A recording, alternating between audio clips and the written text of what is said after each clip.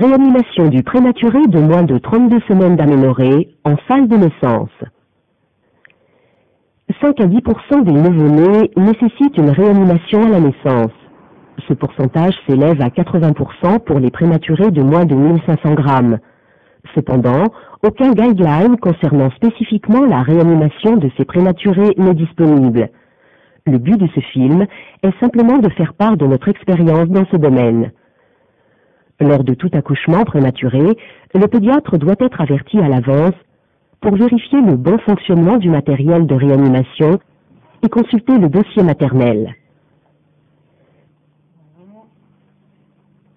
Préparation et vérification de la salle de réanimation néonatale.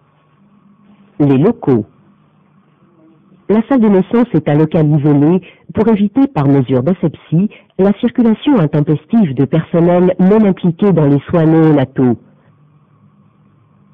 Elle est réservée à la seule prise en charge des nouveau-nés.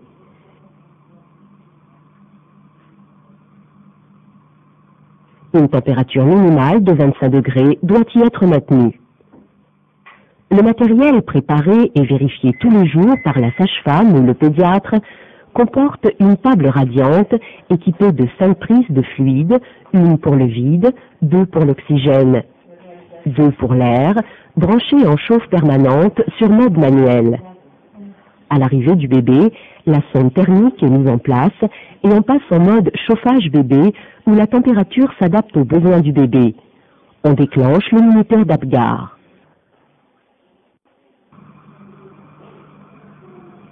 Le système d'aspiration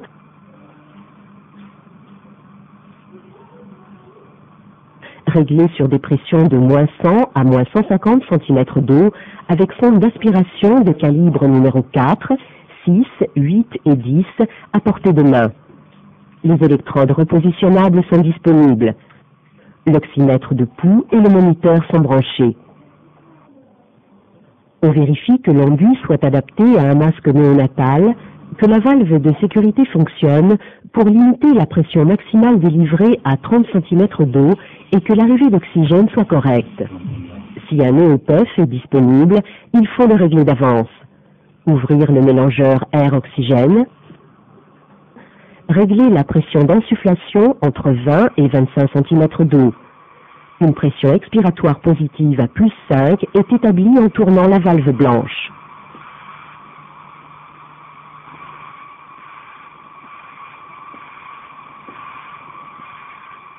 Le matériel d'intubation comporte un laryngoscope dont la lumière est régulièrement vérifiée avec lame droite Muller 0. Des sondes d'intubation de calibre 2,5, 3, 3,5, une pince de Magil pédiatrique, un raccord de Beaufils qui se branche entre le cob et la sonde d'intubation, du sparadrap à moustache prédécoupé. Le respirateur de type Babylog est en état de marche. Les circuits inspiratoires et expiratoires sont branchés correctement.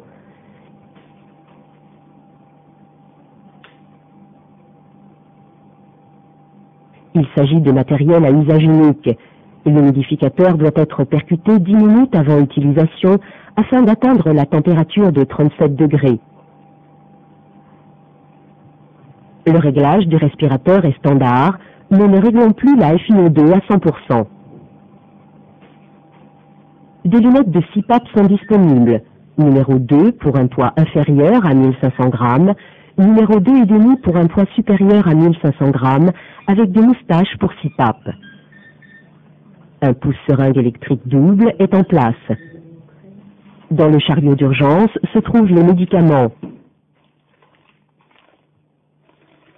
Le matériel pour cathétérisme ombilical, le matériel de drainage et d'exsufflation, un hémocu, les sacs à grêle, les sondes de Salem.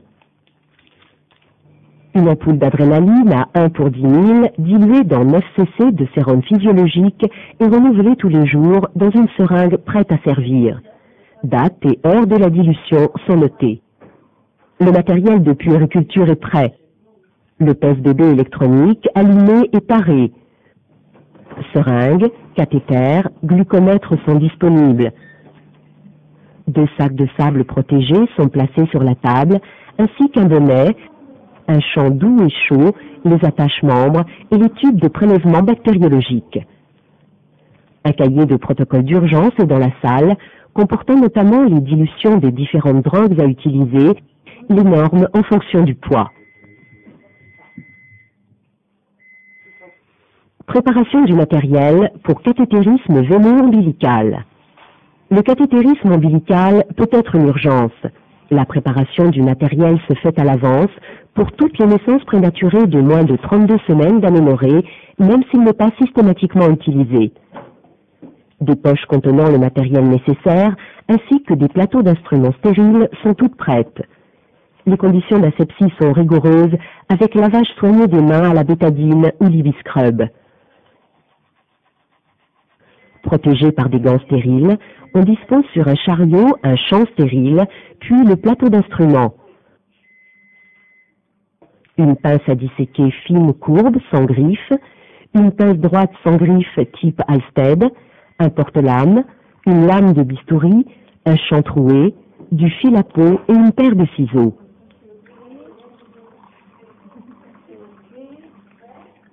Le cathéter ombilical numéro 3,5 est branché sur une seringue avec un robinet à 3 voies. Il sera correctement purgé avec du glucosé à 10%.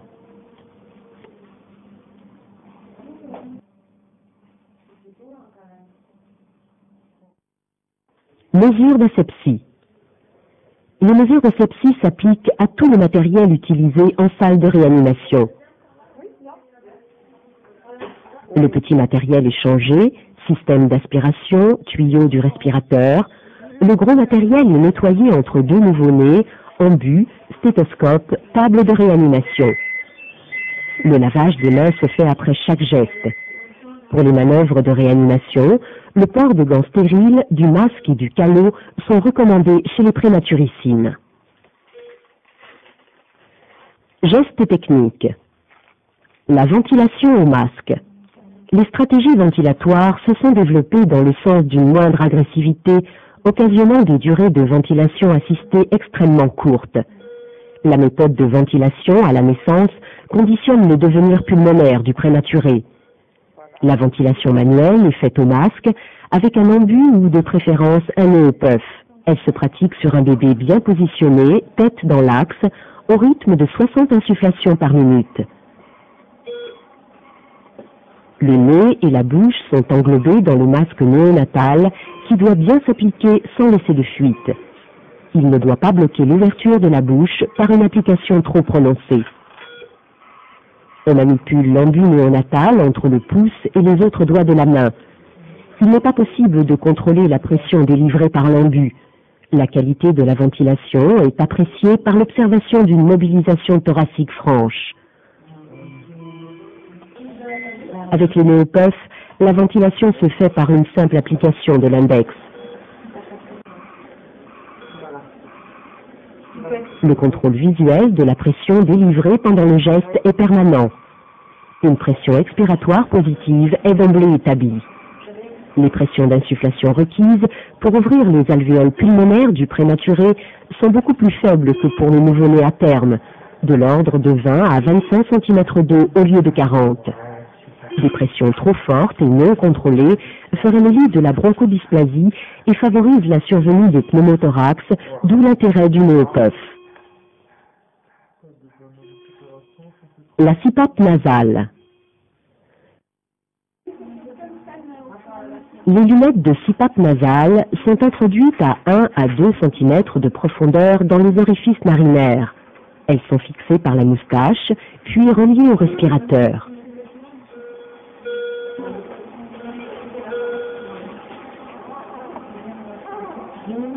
Le respirateur est réglé sur le mode VES-PEP avec un volume de 4 litres par minute. La PEP de plus 4 à plus 6 et la FiO2 à 30%. Le diamètre des alvéoles est variable. Le défaut de surfactant du prématuré fait que les forces de rétraction sont plus élevées dans les alvéoles de petit diamètre qui se collabent. Du fait de l'interdépendance des sphères, le collapsus de la petite alvéole entraîne une distension de la plus grande.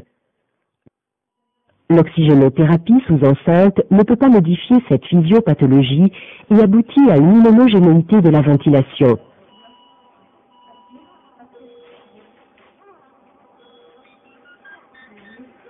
En revanche, l'utilisation d'une CPAP précoce prévient l'apparition d'atelectasie en maintenant les petites alvéoles ouvertes et permet souvent d'éviter l'intubation.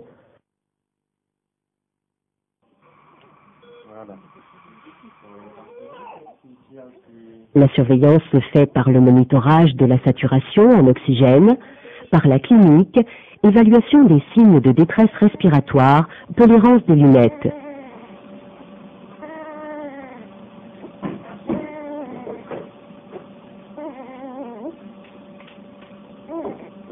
Le nouveau-né s'agite souvent lors de la mise en place des lunettes et présente une hypersécrétion salivaire. Il faut les installer le plus confortablement possible et leur laisser le temps de s'adapter.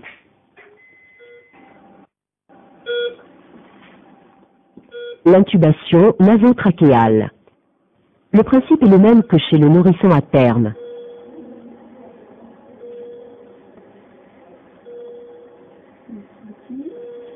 On vide l'estomac. On introduit la sonde d'intubation, courbure convexe vers l'avant, par une narine, en général plus facile à droite, jusqu'au nasopharynx.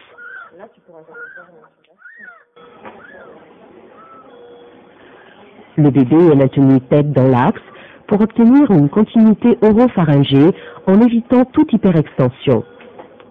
L'opérateur introduit le laryngoscope de la main gauche pour un droitier en utilisant un doigt pour ouvrir la bouche plus facilement.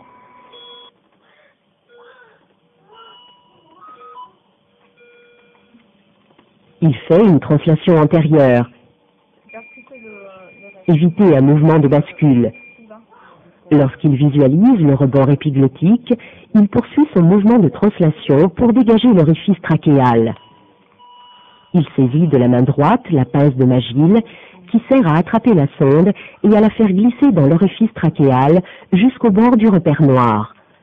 La sonde est alors fixée par la moustache en vérifiant le repère à la racine du nez.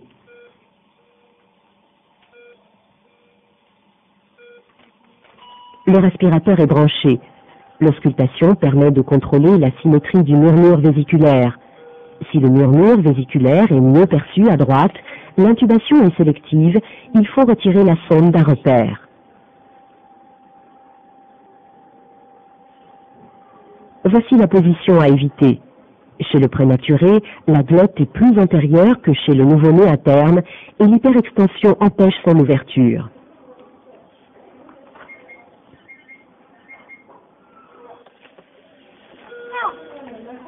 Si l'on a des difficultés à introduire la sonde d'intubation dans la narine chez un prématurissime, on coupe l'extrémité d'une sonde d'aspiration numéro 4 ou 6, on l'introduit dans la coane en laissant dépasser une longueur suffisante. On enfile la sonde d'intubation par-dessus pour être guidé.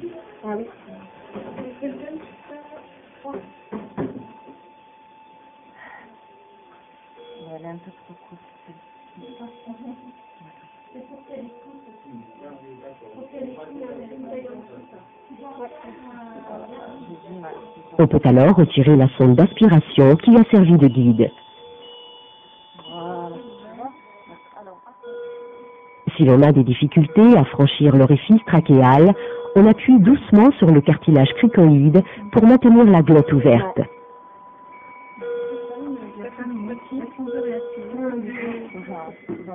En cas d'intubation difficile, on utilise un raccord de Beaufils. Il est placé entre la sonde d'intubation et le respirateur en marche. Il permet d'oxygéner le prématuré pendant toute la durée de l'intubation et évite des désaturations importantes. L'intubation aura lieu dans des conditions de stress beaucoup moins éprouvantes.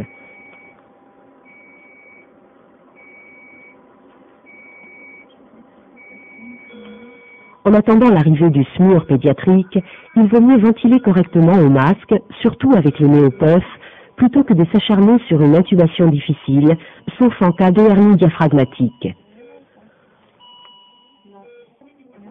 On s'assure de la bonne adaptation du préterme à son respirateur.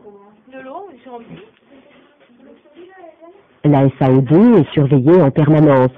Elle doit être comprise entre 88 et 92%. Une SAO2 à 100% doit être évitée. Elle peut correspondre à une hyperoxie importante. Nous réglons la FiO2 à 40%. Elle est adaptée très progressivement de 5% en 5% en laissant au préterme le temps de s'adapter entre chaque réglage. Ceci pour éviter les variations brutales de saturation, facteur le plus significativement incriminé dans la survenue de la rétinopathie. Le cathétérisme veineux ombilical. Nous utilisons le cathétérisme veineux très facilement, mais il n'est pas systématique. Il se pratique dans des conditions d'asepsie rigoureuses. Le préterme est maintenu attaché au niveau des membres inférieurs s'il est très tonique. Dans le cas contraire, on évitera une contention inutile. On effectue 2 étapes de désinfection cutanée. L'opérateur place le champ troué stérile. Il sectionne le cordon ombilical à environ 1 cm. Attention au saignement en jet possible. Se préparer à comprimer manuellement le cordon ou à mettre une pince à clamper. La veine béante est repérée par rapport aux 2 artères. Le cordon est maintenu dans l'axe par une traction douce à l'aide d'une pince à bord droit. La pince courbe à disséquer permet d'écarter doucement les parois de la veine. Le cathéter est alors enfilé à l'aide de cette pince dont les bords sont dirigés vers le haut pour ne pas blesser le cordon. L'introduction doit se faire sans forcer pour éviter les fausses routes. Le cathéter est introduit à la longueur voulue. On s'assure du bon retour veineux en aspirant par la seringue. Il est fixé par une spartiate. Le premier point est fait dans la gelée de Wharton ou sur la peau.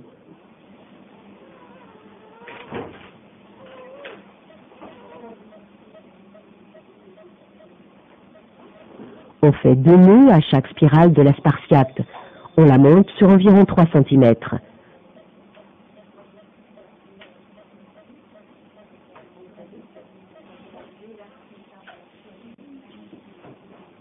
Au dernier nœud, les extrémités du fil sont maintenues à angle droit et collées sur un sparadrap dont les bords ont été repliés, c'est le drapeau.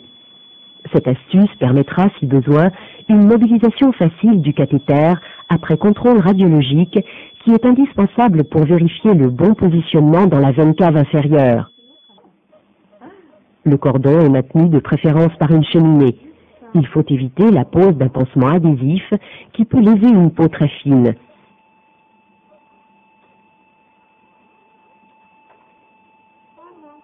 Le raccord et la seringue de perfusion sont branchés.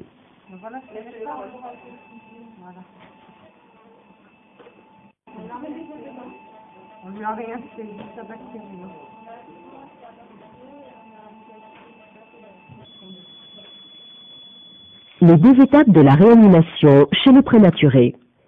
Les différentes étapes de la réanimation passent par l'algorithme classique de la réanimation néonatale, avec pour chacune d'entre elles quelques spécificités propres au prématuré.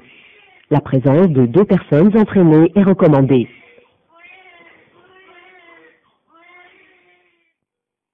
Les premiers gestes systématiques. Si possible, nous commençons par poser le bébé.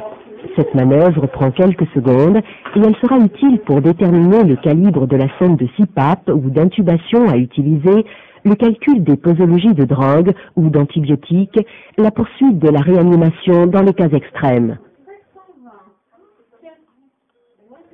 La lutte contre l'hypothermie. On change le champ dans lequel le bébé a été recueilli pour éviter de le refroidir. On l'installe sur la table de réanimation. On le sèche avec un champ doux, ce qui permet une stimulation tactile dans le même temps par des mouvements dans le dos et sur la plante des pieds. On essuie sa tête, source de déperdition de chaleur, puisque sa surface représente une proportion importante de la surface corporelle totale. On lui met un bonnet de jersey. La sonde thermique est immédiatement placée sur un flanc, la table mise sur mode chauffage bébé.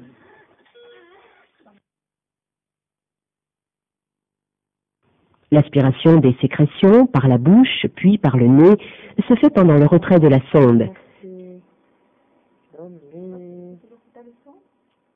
Chez les prétermes de moins de 28 semaines d'aménorrhée sans détresse vitale, nous utilisons la même sonde pour recueillir le liquide gastrique pour analyse bactériologique, à l'aide d'une seringue de 20 ml, puis pour aspirer les sécrétions.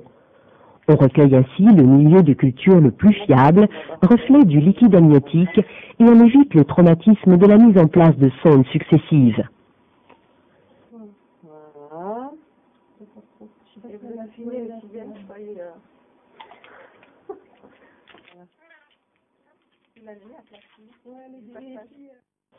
L'évaluation. 3 paramètres sont évalués: la respiration, la coloration, le rythme cardiaque. Le nouveau-né est ausculté, les électrodes et le capteur de saturation mis en place. Il faut parfois patienter quelques secondes à quelques minutes pour obtenir des mesures fiables en fonction de l'étalonnage des appareils à cause de la vasoconstriction périphérique et de la faiblesse du signal de départ.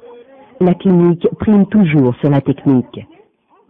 En résumé, les gestes systématiques comportent la lutte contre l'hypothermie et l'aspiration des sécrétions, puis l'évaluation, coloration, rythme cardiaque et respiratoire. Les conduites à tenir. Respiration, coloration, rythme cardiaque sont normaux.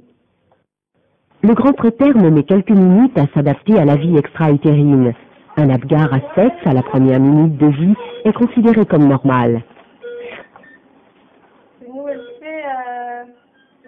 À titre systématique et pour éviter le collapsus alvéolaire, nous préconisons une CPAP nasale précoce à tous les prétermes de moins de 32 semaines d'aménorrhée.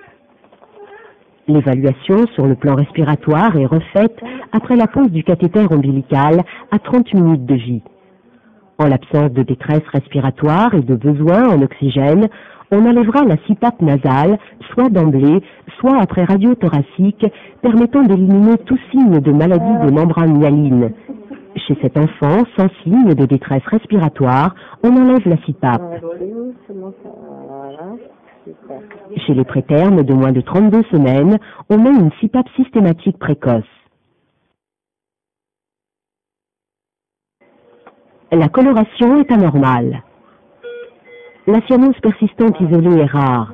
Elle s'accompagne en général de signes de détresse respiratoire. Les recommandations internationales préconisent l'oxygène pur, 5 litres par minute près du visage ou cloche de oud.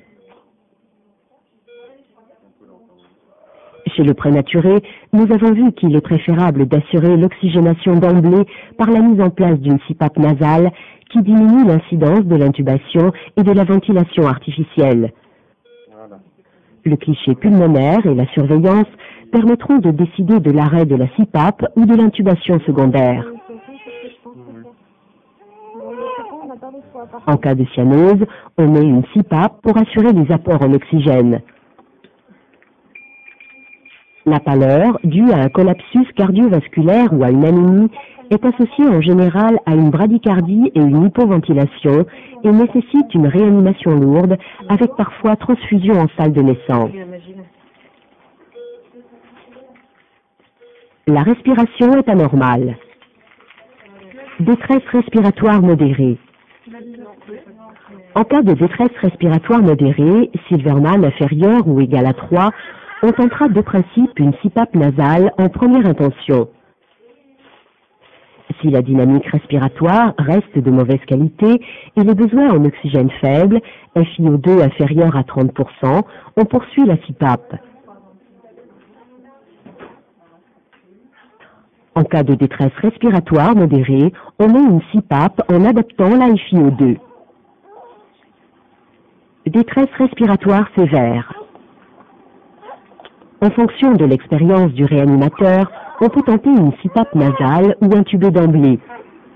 Chez ce bébé, une CPAP nasale a été débutée, ses besoins en oxygène vont augmenter. FiO2 supérieur à 30%, il sera intubé secondairement.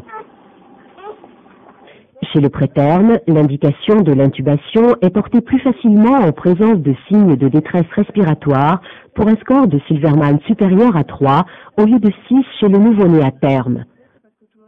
Ce bébé présente des signes de lutte avec tirage intercostal, xiphoïdien, balancement thoraco-abdominal, nécessitant l'intubation d'emblée pour administration de surfactants. L'intubation est préconisée d'autant plus facilement que la mère n'aura pas bénéficié de cure de corticoïdes en anténatal ou que cette cure aura été incomplète. Elle n'est jamais systématique. Dans certaines équipes, une cure de surfactants est réalisée dès la salle de naissance en cas de forte suspicion de maladie des membranes hyalines. En cas de détresse respiratoire sévère, on peut tenter une CPAP ou intuber d'emblée. Absence de mouvement respiratoire. En l'absence de mouvement respiratoire, on ventile 30 secondes au masque. Soit le préterme ne présente aucune récupération, on l'intube.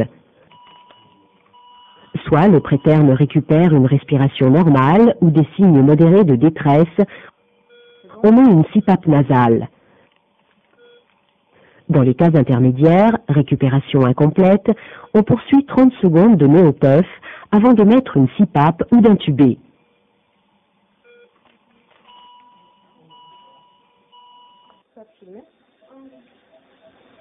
Dans cet exemple, le nouveau-né présente une absence de mouvement respiratoire, une cyanose et une hypotonie. Là, il n'a pas de mouvement respiratoire. C'est impeccable.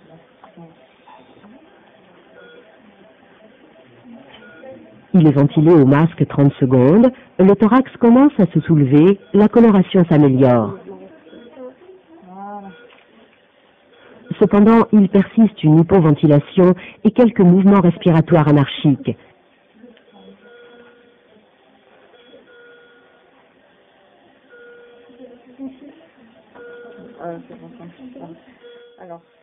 L'estomac est vidé avant de l'intuber. Pour l'instant, je n'ai pas encore décidé.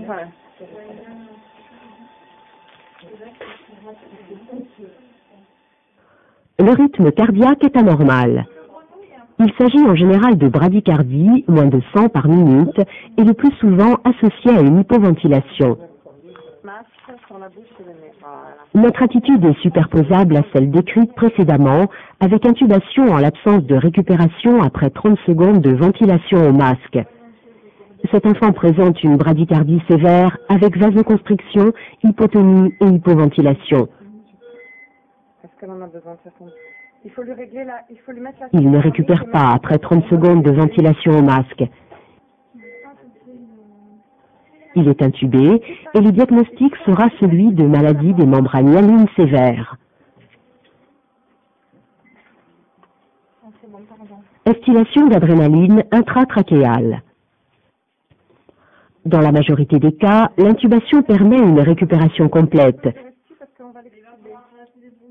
S'il persiste une bradycardie inférieure à 60 par minute, une instillation d'adrénaline intratrachéale est nécessaire, 0,1 à 0,3 ml par kilo, à renouveler une fois. Un cathéter ombilical sera mis en urgence pour une injection éventuelle intraveineuse d'adrénaline ou un remplissage par des macromolécules.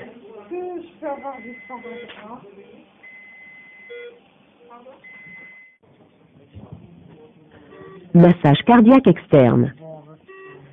L'indication du massage cardiaque externe, retenu par l'ILCOR, est le rythme cardiaque inférieur à 60 par minute après 30 secondes de ventilation au masque. Il se fera au rythme de 90 par minute, avec les deux pouces l'un sur l'autre, au premier tiers inférieur du sternum, les doigts encerclant le thorax, pour supporter la compression sur une profondeur de compression d'un tiers du diamètre antéro-postérieur du thorax. Dans notre protocole de prise en charge, la place du massage cardiaque externe est exceptionnelle. Il peut être pratiqué pendant la ventilation au masque ou après l'intubation, pendant que le réanimateur se prépare à l'instillation d'adrénaline. Ce préterme est en bradycardie, inférieure à 60 par minute. On le ventile au masque 30 secondes avec massage cardiaque externe. Il reste bradycarde.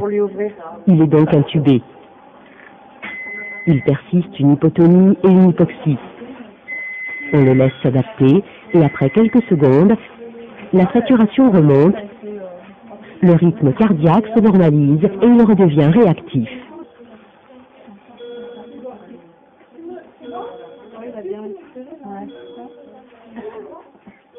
En cas de bradycardie, on ventile 30 secondes au masque.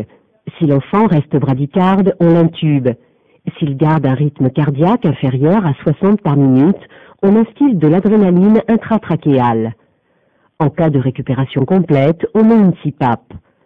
Si le rythme cardiaque s'améliore sans se normaliser, il faut ventiler 30 secondes supplémentaires au masque avant de décider de l'intubation ou de la CPAP.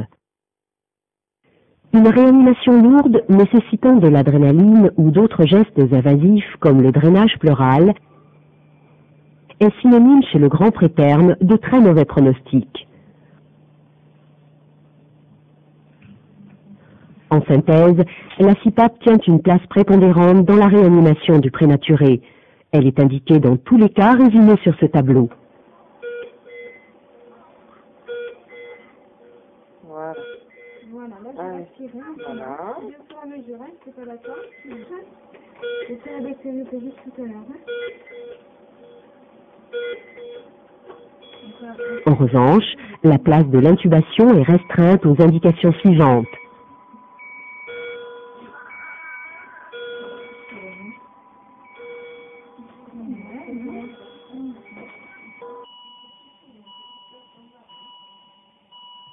Confort et contrôle de la douleur du prématuré. Après les manœuvres de réanimation, le prématuré est remis dans des conditions de stress moins importantes. Retrait des attaches, diminution de l'intensité lumineuse et de l'intensité sonore des alarmes. On le laisse retrouver une position fétale en lui préparant un cocooning dans l'attente du transfert.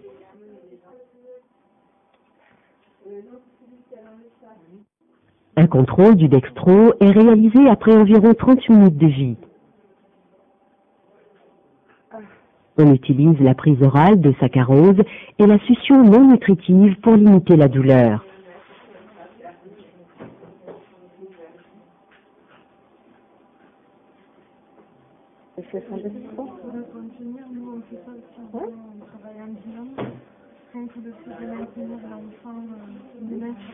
Ce bébé n'a présenté aucun signe d'inconfort pendant le prélèvement.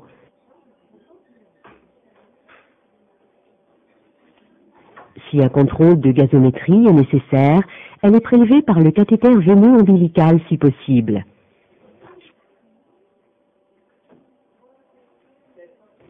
Mise en condition et transfert. Le transfert est réalisé après avoir stabilisé le prématuré sur le plan hémodynamique et respiratoire. On l'installe au propre. Les électrodes et capteurs du matériel de transport sont mis en place.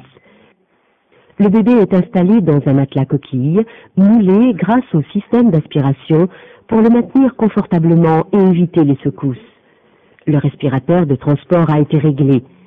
Le bébé est installé dans la couveuse de transport, la perfusion branchée à la seringue électrique ainsi que les moniteurs.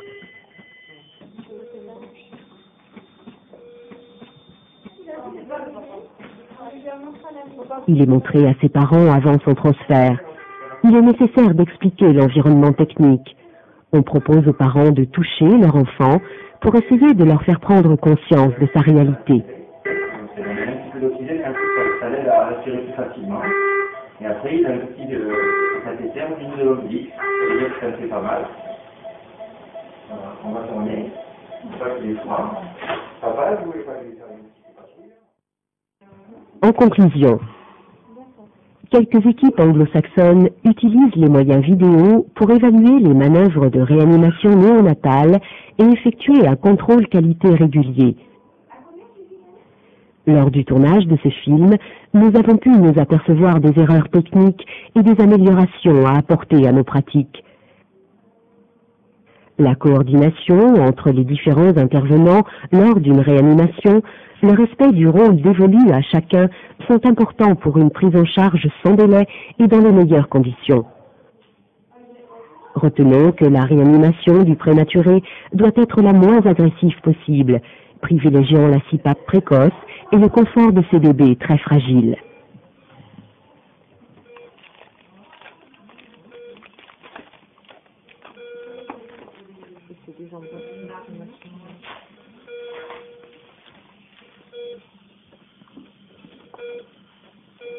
C'est bon? Oui. C'est bon, c'est ouvert. On va faire ça dans le produit, voilà.